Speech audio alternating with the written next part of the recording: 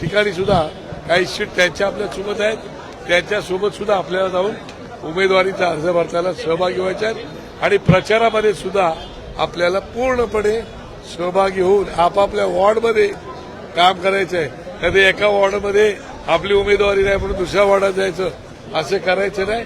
जिथे ज्याची उमेदवारी असेल त्या त्या ठिकाणी असणाऱ्या उमेदवाराला पूर्णपणे मग ते शिवसेनेचे असेल, मनसेचे असेल किंवा एनसीपीचे असेल त्या ठिकाणी त्यांना मदत करायची अशा प्रकारचा संदेश राजसाहेबांनी आपल्या सगळ्या कोर टीमला दिलेला आहे. एबी फॉर्म अजून वाटण्यात नाही आले आहे. काल ठाकरेंकडून देखील एबी फॉर्म वाटण्यात आले, इतर पक्षांनी देखील एबी फॉर्म वाटण्यात आले, मात्र अद्याप मनसेकडून एकही उमेदवाराला एबी फॉर्म वाटण्यात नाही. आज एबी फॉर्म दिले जातील.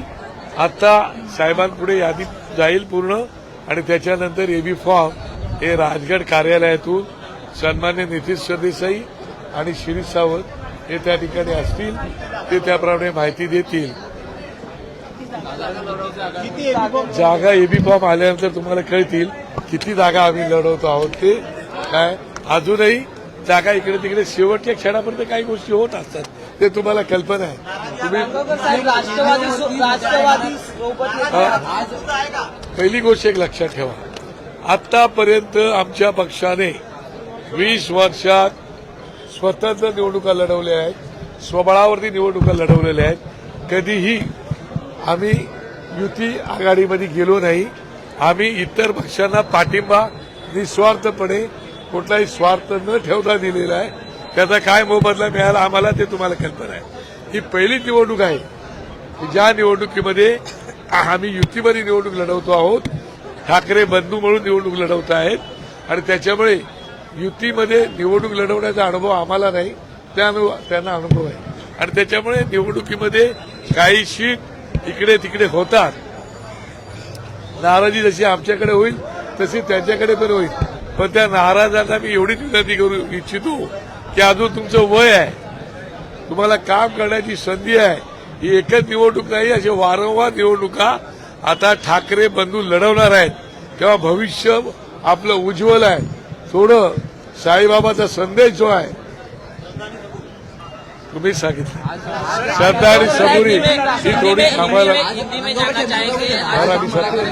ईव्हीएम वरती आणि नरेंद्र मोदींवरती देखील टीका केली. ते म्हणजे ईव्हीएम आणि नरेंद्र मोदी असल्यामुळे कुठेतरी अजूनही लोकांच्या मनामध्ये संशय आहे की ईव्हीएम इथे गोंधळ आहे, घोटाळा होतोय आणि म्हणून साहेबांनी ते भाष्य केलेलं आहे. आणि साहेबांनी हे पण सांगितलं की एक महानगरपालिकेच्या निवडणुकीला देशाचा पंतप्रधान जर प्रचाराला येणार असेल तर मला कळतच नाही. आणि पक्षाच्या ते देशाचे पंतप्रधान आहे आणि महानगरपालिकेच्या निवडणूक आहे आणि म्हणून जोपर्यंत असं होणार आहे तोपर्यंत आपल्याला सावध राहायला पाहिजेत. आणि जे मुंबईचा लचका तोडायचा प्रयत्न करतायत ते त्यांचं स्वप्न उद्ध्वस्त करून टाकायचंय आणि ते काम आता मुंबईकर जनतेचं आहे, मुंबईत राहणाऱ्या प्रत्येक नागरिकाचं आहे. प्रत्येक मराठी माणसासहित मुंबईवरती प्रेम करणारा जो कोण भाषिक असेल, ज्या मुंबईने तुम्हाला भर भरून दिले ती मुंबई वाचवण्यासाठी आपल्याला प्रयत्न करायचे आहे. शिवसेनेसोबत जी राष्ट्रवादी आहे त्यांच्या मुंबई अध्यक्षा भाजपच्या वाटेवर असल्याची माहिती समोर आलेली आहे. मला असं वाटतं या बाबतीचा प्रश्न तुम्ही जयंतरावांना किंवा शशिकांत रावांना विचारलं तर बरं पडेल असं मला वाटतं. त्याच्यावरती मी भाष्य करणं उचित नाही. हिंदी में जानना चाहेंगे आज क्या डिस्कशन आज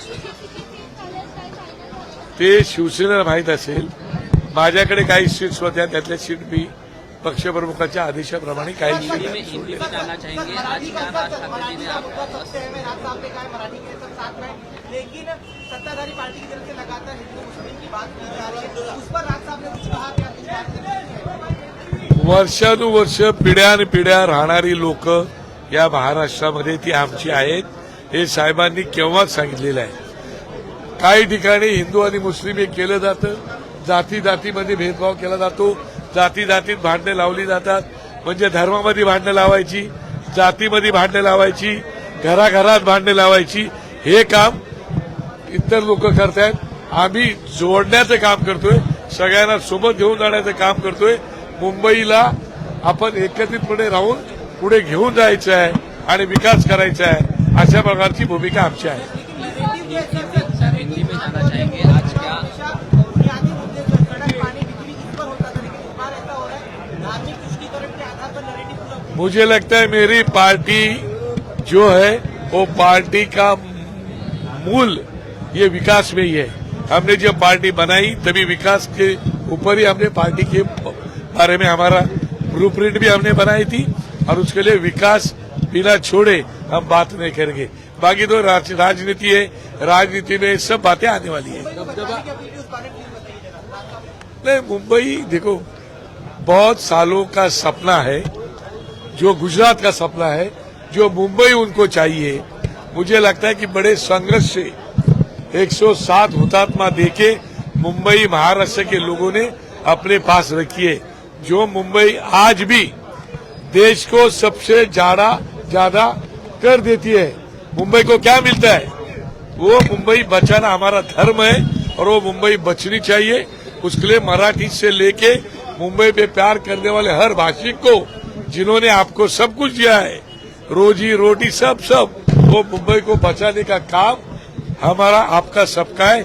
इसलिए आप सब एक साथ मिलके अपनी जो भी नाराजगी होगी वो बाजू में रख के मुंबई को साथ ले जाना है. सर कल आज राज ठाकरे जी ने नरेंद्र मोदी और ईवीएम की बात की. कल उद्धव जी ने भी कहा कि भाजपा वाले 2 गुजरातियों को मुंबई देने की फिराक में. क्या कहते हैं? देखिए, पहली बात है कि मुंबई के नहीं पूरे हिंदुस्तान के, भारत के लोगों के दिल में ईवीएम के बारे में शंका कुशंका है और पक्का हमें पता है कि ईवीएम का प्रॉब्लम है, घोटाला है, जो भी है, और उसके ऊपर लोगों का भी शंका है. उसके साथ नरेंद्र मोदी जी ये देश के पंतप्रधान हैं. हम विधानसभा लोकसभा का चुनाव तो समझ सकते हैं, मगर मुंबई महानगर पालिका के चुनाव में या महानगर पालिका के चुनाव में भी अगर पंतप्रधान, देश का पंतप्रधान, जो देश के लोगों ने उनको चुन के लाया, वो मुंबई महानगर पालिका और महानगर पालिका के प्रचार में जाते हैं, वो हमें कोई उचित बात नहीं लग रही, क्योंकि वो सभी देश के पंतप्रधान हैं.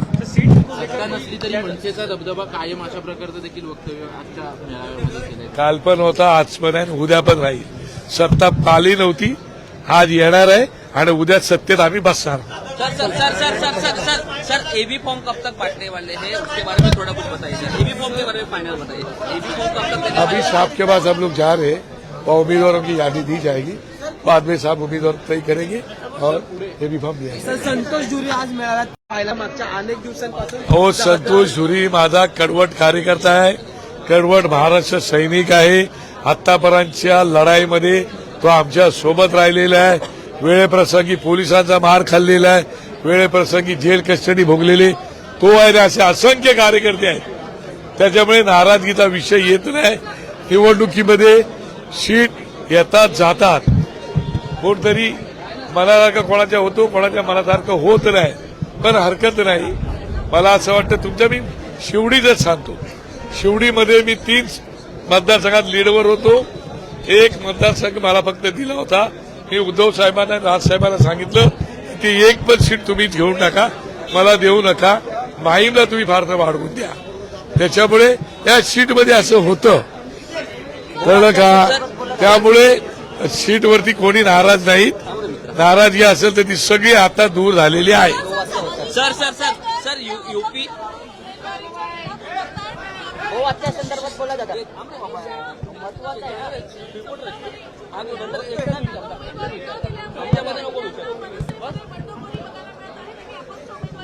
अनिशाताई माझगावकर आमच्या लढाऊ उमेदवार आहेत, अभ्यास उमेदवार आहेत, चांगल्या कार्यकर्त्या आहेत आणि त्यांना निवडणुकीमध्ये तिकीट मिळावे अशी अपेक्षा होती. परंतु युतीमध्ये पहिल्यांदाच गेल्यामुळे कधी सीट मिळतात, कधी सीट मिळत नाहीत आणि त्याच्यामुळे आता त्यांनी काय निर्णय घ्यायचा हा त्यांचा वैयक्तिक विषय आहे. त्याच्यामुळे मी त्यावरती भाष्य करणं काही उचित नाही. सर यूपी के